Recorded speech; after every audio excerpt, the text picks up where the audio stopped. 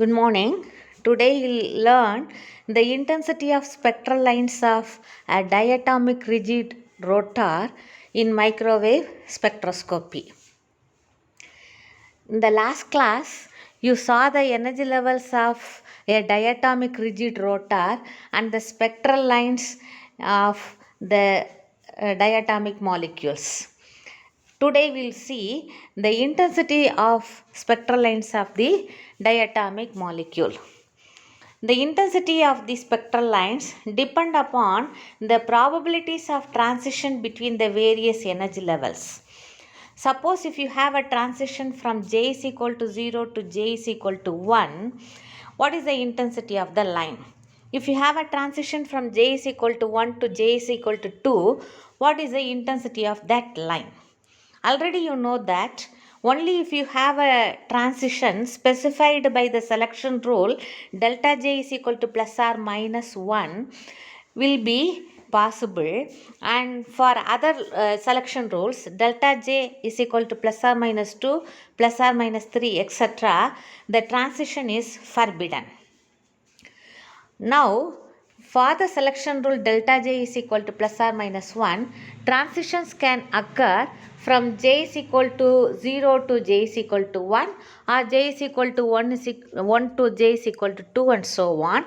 And which lines are more intense? That is explained by means of Boltzmann distribution law and the degeneracy of energy levels. So the first point is Boltzmann distribution. This is the rotational spectrum of a diatomic molecule HCl. You can see 6 lines at 6 different wave number positions, but the intensities of the lines are not same. You can very well see that the lines are equally spaced, but the intensities are not same. So how to explain this intensity distribution? This is explained by Boltzmann distribution. Let us consider the number of molecules in the first state as N0, the number of molecules in any higher state as Nj. Then, according to Boltzmann distribution law from thermal physics, Nj by N0 can be written as e power minus Ej by Kt. But Ej is h nu, so Nj by N0 is equal to e power minus h nu by Kt. If you replace nu by nu bar, then Nj by N0 is equal to e power minus hc nu bar divided by Kt. Now Nj by N0 is the ratio between the population of molecules in the jth state and the population of molecules in the first state. The wave number nu bar, which can also be called as epsilon j, is given as bj into j plus 1. So, Nj by N0 is equal to e power minus bj into j plus 1 into hc by kt. We say that Nj by N0 depends upon the j value, b value, and the temperature T. Suppose for HCl, if 2B is equal to 21.2, then B is equal to 10.6 at the temperature T is equal to 300 K. Hc values are constant, they are defined. Then when you have J is equal to 0, you can calculate Nj by N0 as N0 by N0, which is equal to e power 0, which is equal to 1. When J is equal to 1, N1 by N0 is equal to 0.903. When J is equal to 2, Nj by N0 or N2 by N0 is calculated as 0.7367. These values are calculated by keeping B is equal to 5 centimeter inverse 1. Suppose if you change the B value, then the N0, Nj by N0 value will also change. This is a graph showing the variation of e power minus bj into j plus 1 hc by kt with respect to the rotational quantum number j. Nj by N naught decreases with increasing J value, and this decrease is different for different B values. This graph shows the change of e power minus bj into j plus 1 h nu by kt with respect to j for two different b values. This curve is for b is equal to 5 centimeter inverse 1, and this curve is for b is equal to 10 centimeter inverse 1. It is clearly seen that the variation of exponential minus bj into j plus 1 h nu by kt is rapid when b value is large. Then the second point is the intensity depends upon the degeneracy of energy levels.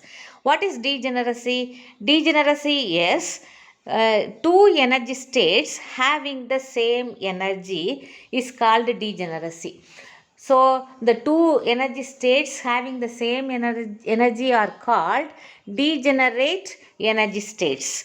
Okay, so the energy of the molecule can be written as p square by 2i, or you can write p is equal to root of 2ei. But we know that E is equal to h square by 4 pi square j into j plus 1 divided by 2i. So you can write p is equal to h by 2 pi into j plus 1, or simply you can write root of j into j plus 1 units. For j is equal to 1, the number of degenerate energy levels can be written as 2j plus 1. When j is equal to 1, 2j plus 1 is equal to 3. So the number of degeneracy is 3. P is quantized, so it can take three possible directions: -1, 0 and +1. In the diagram, this is the angular momentum quantum number P. It has three orientations. This orientation corresponds to j is equal to 0, and this orientation corresponds to j is equal to +1, and this orientation corresponds to j is equal to -1.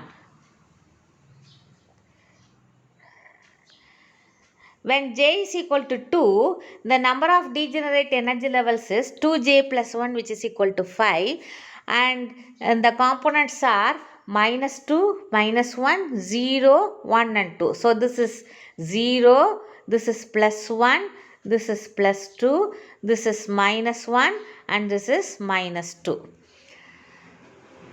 If you draw a graph between the population which is proportional to 2j plus 1 into e power minus del E by kt and the quantum rotational quantum number j, you get a parabolic curve. This curve is different for different b values as well as they are dependent on t. So these curves are different for different t values. Consider a particular b value, b is equal to 10.6. The graphs are drawn for t is equal to 300k, the blue line, and t is equal to 1000k, the red line. You can see that j is not equal, intensity is not maximum for j is equal to 0 state, but the intensity is maximum for some other transition for higher values of j.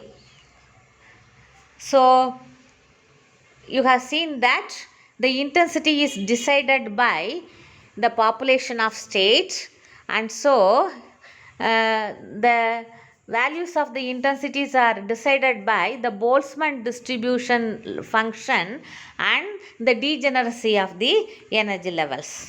Next we'll see the effect of isotopic substitution. Suppose if you consider the spectral lines of a diatomic molecule CO, carbon monoxide, if you replace the carbon atom by its isotope, usually CO is represented as C12O16. Now if this C12 is replaced by its isotope C13, what happens to the spectrum?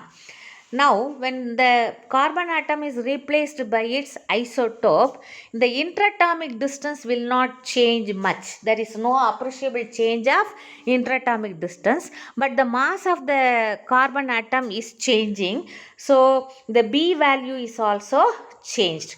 When the mass is changed, the moment of inertia will be changed, and B is equal to h by 8 pi square IC. When the moment of inertia changes, B value also changes. It is found that B value for C12O16 is 1.92118 and B value for C13O16 is represented as B prime, which is equal to 1.836.69 centimeter inverse 1.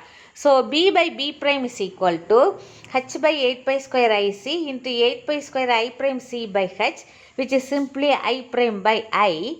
Since the interatomic distance is same, I prime is mu prime r square and I is mu r square. So, I prime by I is simply mu prime by mu, which is equal to 1.046. So, the effect of isotopic substitution is the value of B is changed. When the value of B is changed, the energy levels are slightly lowered. You can see the left side spectrum is for C12O, the right side spectrum is for C13O. You can see that the energy levels are slightly decreased. So, the energy level separation is also slightly decreased. The effect is the spectral lines are shifted. Okay, so the blue line specifies the spectral line for C12CO and C12O, and the red dotted line represents the spectral line for C13O. So, the effect of substituting one carbon atom by its isotope is that the energy levels are slightly decreased and the spectral lines are slightly shifted. So, today you have seen the intensities of the spectral lines in terms of Boltzmann distribution law and the degeneracy of energy levels, and also you have seen the effect of isotopic substitution in the energy levels and the spectrum of a diatomic molecule. Thank you.